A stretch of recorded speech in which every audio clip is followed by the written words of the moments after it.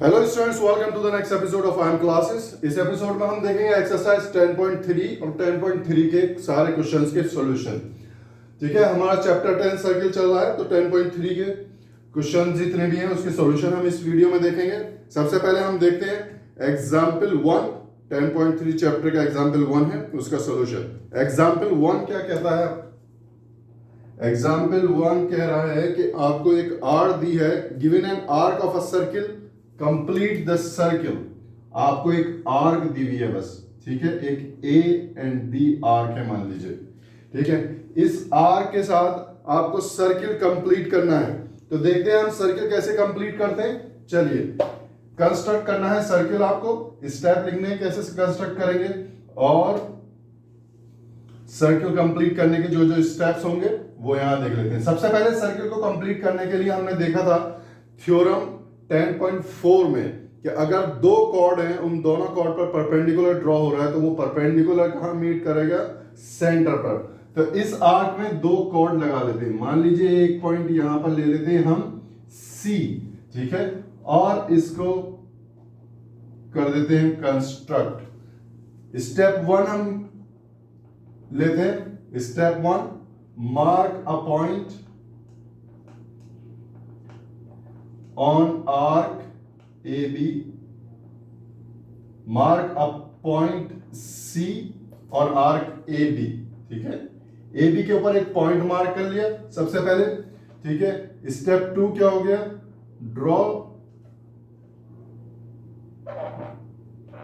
Draw line A B and B सी।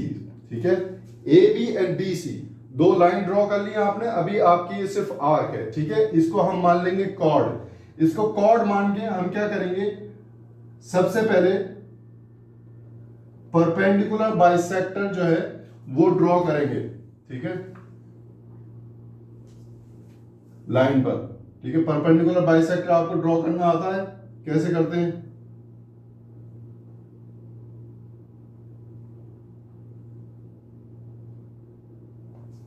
जो आपका compass है उसमें पेंसिल लगाकर हाफ से ज्यादा मेजरमेंट लेकर ऊपर एक आर्क लगाएंगे, नीचे एक आर्क लगाएंगे, फिर सी पर रखेंगे कंपास को, ऊपर एक आर्क लगाएंगे, नीचे एक आर्क लगाएंगे, दोनों को मिला देंगे तो वो परपेंडिकुलर बाइसेक्टर होगा।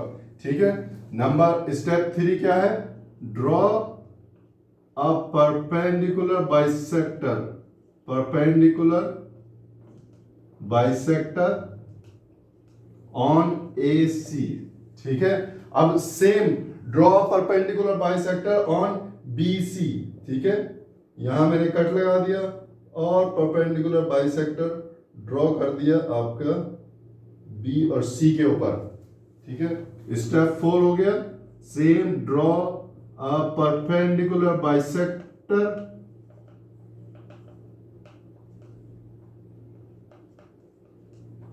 On BC. बीसी के ऊपर परपेंडिकुलर बाइसेक्टर ड्रॉ कर दिया। जब बीसी के ऊपर परपेंडिकुलर बाइसेक्टर ड्रॉ हो गया तो अब क्या करेंगे हम?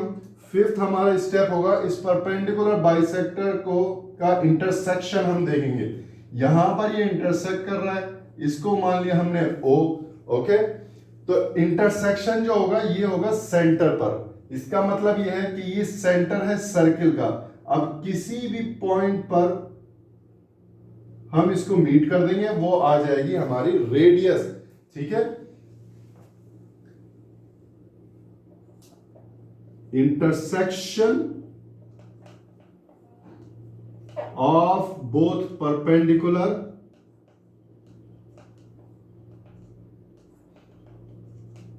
Will be a centre. ठीक है, will be a centre. 6 point होगा। ठीक है,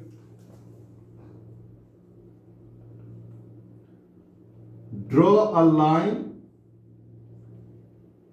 from will be a center that is O। O मान लेंगे इस सेंटर को। ठीक है, draw a line from O to B, from O to B। okay, that is radius of a circle।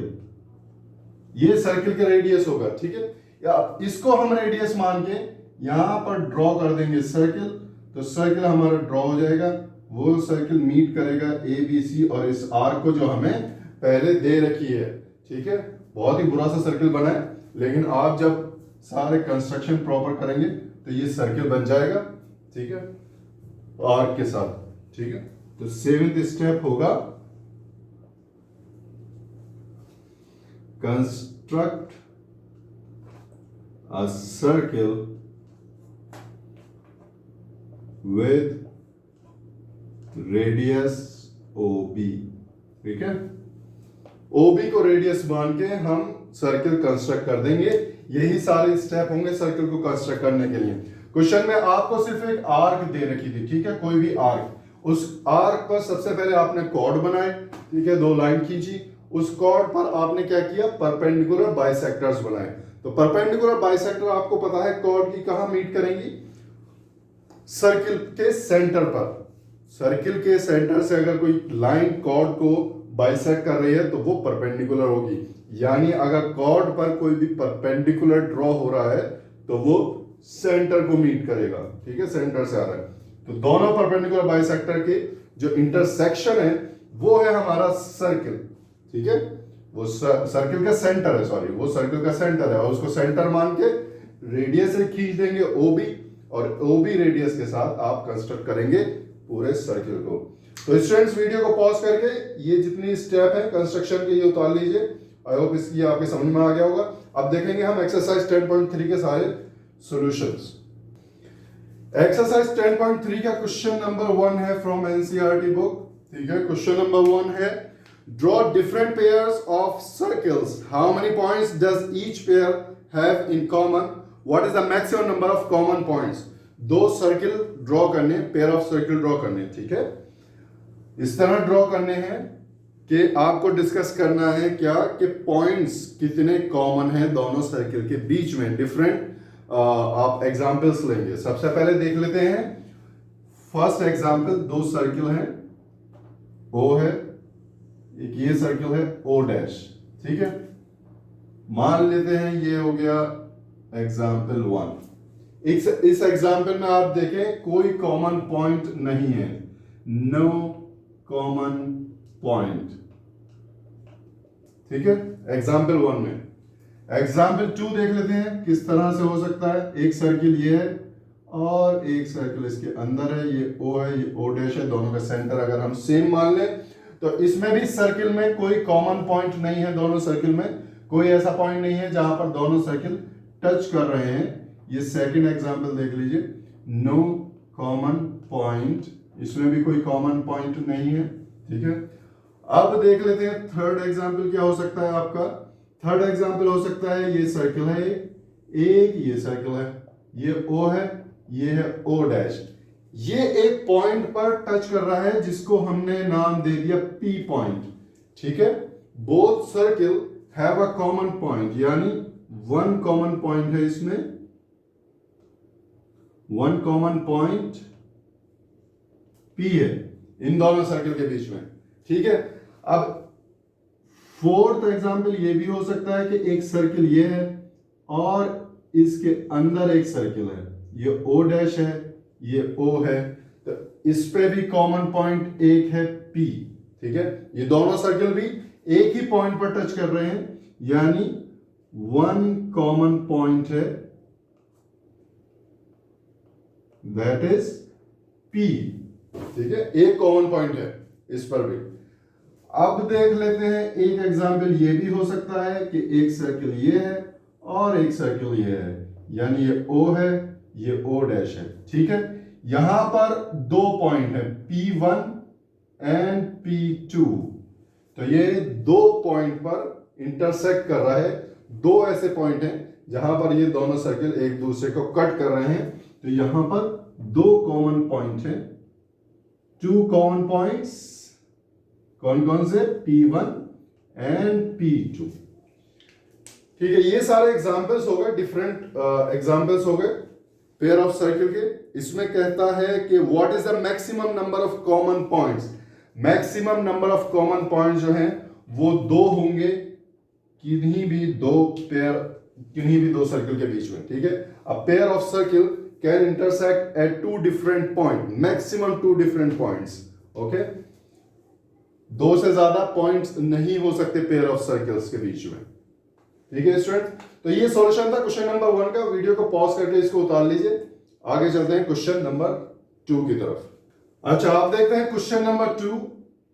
Question number 2 from NCERT book exercise 10.3. Suppose you are given a circle, give a construction to find its centre. आपको circle दे रखा है. Circle बनाना आसान काम नहीं है. आपको एक सर्किल दे रखा है O, ठीक है. सेंटर अभी आपको मालूम नहीं है. सेंटर कंस्ट्रक्ट करना है और कंस्ट्रक्शन के पॉइंट स्टेप्स लिखने हैं आपको कि कैसे कंस्ट्रक्ट करेंगे. एग्जांपल नंबर 1 में हमें आर्क दे रखी थी. आर्क से हमने क्या किया, कॉर्ड बनाए. कॉर्ड से हमने सेंटर फाइंड किया और फिर सर्किल बनाया. आपको यहां ऑलरेडी सर्किल दे रखा है, तो स्टेप्स हम देखेंगे यहां पर क्या हो सकते हैं सेंटर फाइंड करने के. कंस्ट्रक्शन स्टेप होंगे. स्टेप 1 तो हो गया भाई, draw a circle. Draw a circle. सबसे पहले एक सर्किल ड्रॉ जो ऑलरेडी गिवन है, दिया हुआ है, एक सर्किल ड्रॉ हुआ है. ठीक है. स्टेप 2 क्या होगा?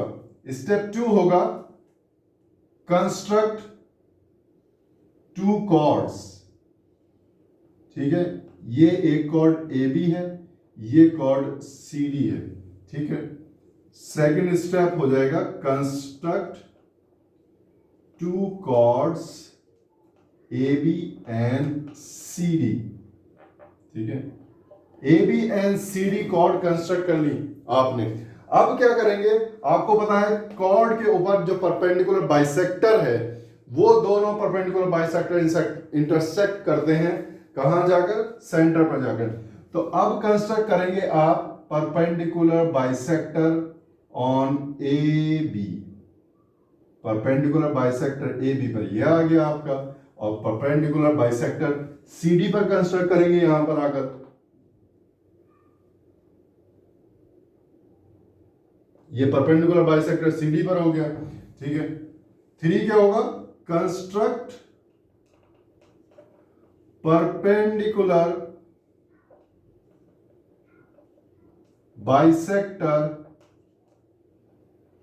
on both chords, that is AB and CD.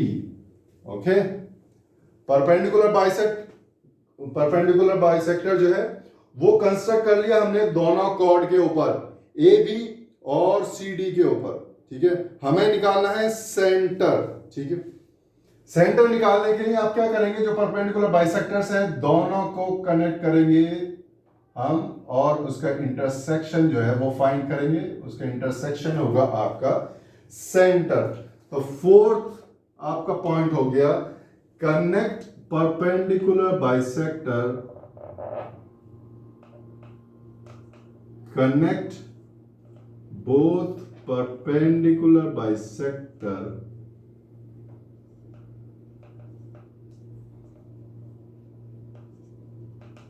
to find center of a circle. ठीक है. सर्किल का सेंटर फाइंड करने के लिए दोनों परपेंडिकुलर बाइसेक्टर को कनेक्ट कर देंगे, और कनेक्ट जहां पर भी इंटरसेक्ट होंगे दोनों परपेंडिकुलर बाइसेक्टर, वो ही सर्किल होगा. इट मींस, लिख देते हैं, जरूरत नहीं है इसकी.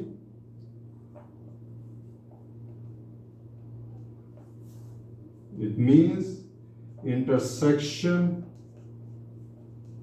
of perpendicular bisector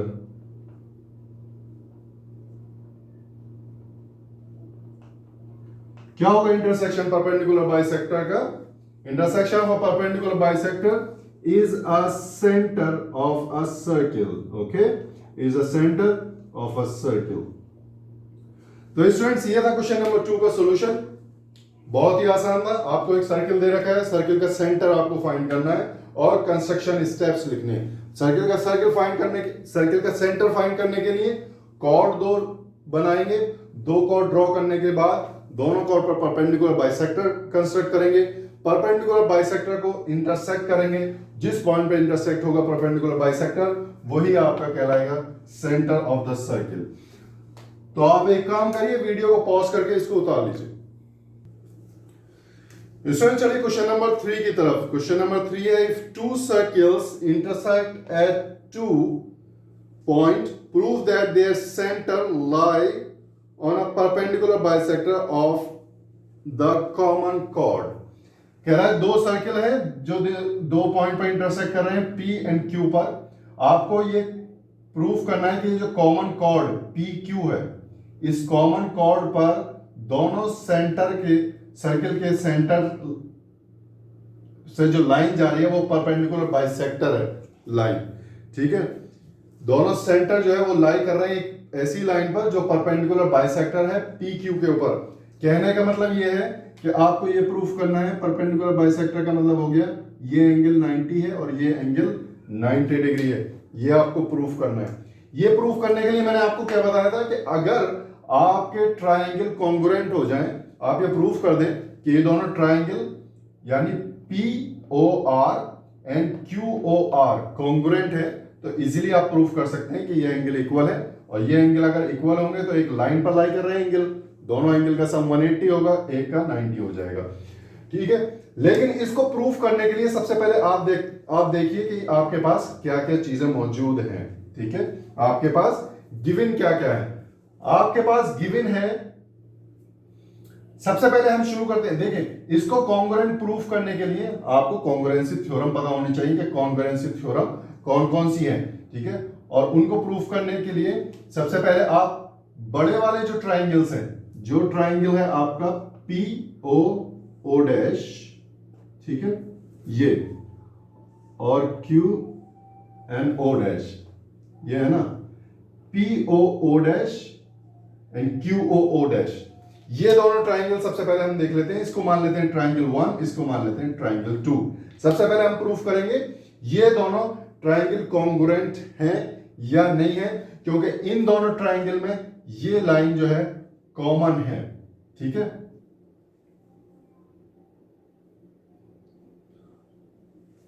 ये कॉमन है और ये क्या है, सर्किल के रेडियस है। ये मान लीजिए अगर R डैश है तो ये भी R डैश है, और ये R है तो ये भी R है। ठीक है, चलिए यहां पे प्रूफ करने की कोशिश करते हैं हम। सबसे पहले देखिए OP, आपके पास जो OP है that is equal to OQ। ठीक है, क्योंकि रेडियस है, रेडियस ऑफ अ सर्किल है। ठीक है, सर्किल इसको C1 मान लेते हैं, इसको मान लेते हैं C डैश और इसको C मान लेते हैं। ठीक है, सर्किल ऑफ C। और आपके पास जो है O डैश P है, O डैश Q के बराबर। ये क्या है, रेडियस ऑफ C डैश है, सर्किल C डैश। और जो O डैश है वो O डैश के बराबर है, क्योंकि ये एक कॉमन लाइन है दोनों ट्राइंगल के बीच में। तो इसका मतलब ये हो गया कि side side side SSS congruency से बाय SSS कॉन्ग्रुएंसी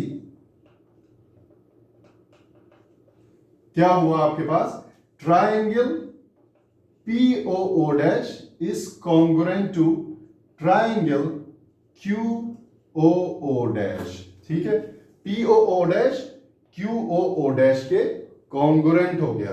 तो ये कॉन्ग्रुएंसी इसकी प्रूफ हो गई। ये कॉन्ग्रुएंसी हमने इसकी इसलिए प्रूफ की ताकि हमें ये वाला एंगल और ये एंगल बराबर प्रूफ कर सके। तो क्या होगा, इसलिए क्या है, CPCT के जरिए corresponding part of congruent triangle से हम क्या कह सकते हैं, angle QOO dash is equal to QOO dash is equal to angle POO dash है। ठीक है, CPCT के जरिए क्या हो गया, ये दोनों एंगल इक्वल हो गए। अब ये दोनों एंगल हमने इक्वल प्रूफ कर दिए। अब हम आगे चलते हैं और देखते हैं कि जो अगला हमारा ट्राइंगल है, यानी ये ट्राइंगल R, यहां पे पॉइंट R है। अब हम देखेंगे ट्राइंगल POR और ट्राइंगल QOR में क्या कॉन्ग्रुएंसी है। यहां पर इसको कंस्ट्रक्ट कर लेता हूं मैं। ये ट्राइंगल दोनों हो गए, यानी P है, R है और Q है, और यहां पर O है। ये आपको पता है दोनों एंगल इक्वल हैं, और ये आपको भी पता है ये दोनों रेडियस हैं सर्किल C की, तो ये भी इक्वल है। अब आप देख लीजिए यहां पर इसकी कॉन्ग्रुएंसी कैसे प्रूफ करेंगे। आपको क्या पता है, OP is equal to OQ है, ये तो हो गई रेडियस, ठीक हो गया। हमें यहां से पता है angle QOO dash is equal to angle POO dash है, ठीक है। ये क्या है, CPCT है, दो ट्राइंगल की CPCT है, यहां हमने प्रूफ किया है अभी। और देख लीजिए OR इज इक्वल टू क्या है, OR, कहने का मतलब है ये क्या है, एक कॉमन लाइन है, ठीक है, ये दोनों जगह कॉमन है। तो आपके पास कॉन्ग्रुएंसी क्या बन गई, साइड एंगल साइड की कॉन्ग्रुएंसी बन गई, साइड एंगल साइड, SAS, ठीक है। साइड एंगल साइड कॉन्ग्रुएंसी के से हमें क्या पता चल गया कि triangle POR is congruent to triangle QOR, यानी ये 1 डैश और 2 डैश ये दोनों आपस में कॉन्ग्रुएंट हो गए। जब ये दोनों कॉन्ग्रुएंट है तो CPCT के जरिए corresponding part of congruent triangle we can say angle PRO, ये वाला एंगल, ठीक है, ये angle is equal to angle QRO होगा, ये एंगल इसके बराबर होगा। अभी हमने क्या किया है, अभी एंगल को हमने इक्वल प्रूफ किया है, लेकिन हमें प्रूफ करना है कि ये लाइन जो है परपेंडिकुलर है, O डैश लाइन जो है, जो सेंटर से जा रही है, दोनों सर्किल के सेंटर को मीट कर रही है, वो परपेंडिकुलर है ऑन PQ, ये हमें प्रूफ करना है। वो प्रूफ करने के लिए हमें ये एंगल जो है 90 डिग्री प्रूफ करना पड़ेगा कि ये एंगल 90 है और ये भी 90 होगा, जब एक 90 है तो, ठीक है। स्टूडेंट्स यहां वीडियो को पॉज करके इसको उतार लीजिए, मैं ये वाला पार्ट जो है रब कर रहा हूं, इसको मैंने मिटा दिया यहां पर।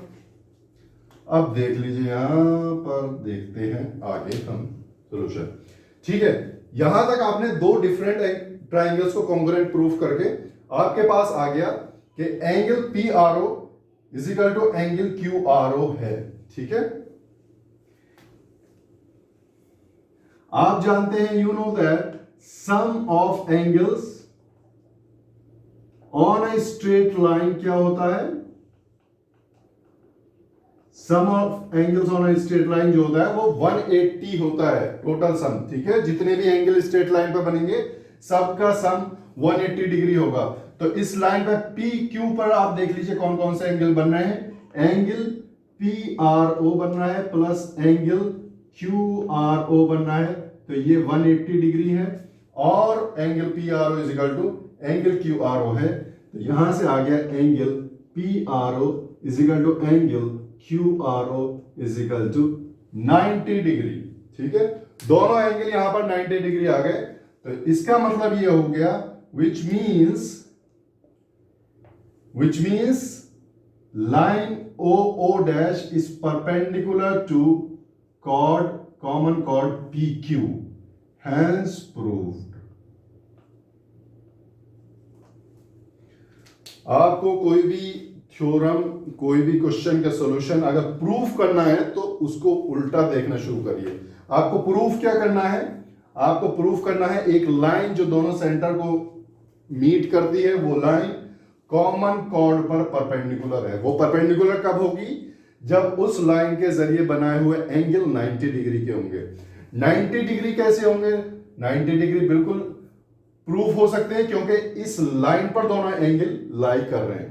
लाइन कौन सी है, PQ पर भी दोनों एंगल लाइन कर रहे हैं। 90 डिग्री जब होंगे जब दोनों एंगल इक्वल होंगे। इक्वल कैसे प्रूफ होंगे, जब ये ट्राइंगल कॉन्ग्रुएंट होगा। इस ट्राइंगल और इस ट्राइंगल को हम कॉन्ग्रुएंट प्रूफ नहीं कर सकते जब तक हमारे पास ये एंगल ना पता हो। तो इस एंगल को अगर हमने इक्वल प्रूफ कर दिया तो हम ये ट्राइंगल भी कॉन्ग्रुएंट प्रूफ कर सकते हैं। ठीक है स्टूडेंट्स, तो ये था सॉल्यूशन क्वेश्चन नंबर 3 का। अब थोड़ी सी आपको एक जो है छोटी सी चीज आपको बता दूं, कॉन्ग्रुएंसी कौन कौन सी थ्योरम है। ठीक है, कॉन्ग्रुएंसी की थ्योरम कौन कौन सी है, यहां मैं कभी लगा देता हूं SSS, कभी लगा देता हूं SAS, ओके, कभी लगा देता हूं AAS, लेकिन सारी थ्योरम्स कॉन्ग्रुएंसी की कौन कौन सी हैं। आपका जो चैप्टर है ट्राइंगल, उसमें थ्योरम्स सारी दे रखी हैं, आप उसको पढ़िए, आपको पता चल जाएगा। लेकिन एक शॉर्टकट है, मैं आपको यहां बता देता हूं। शॉर्टकट क्या है, आशा की सास की आस बहू से रहने की है।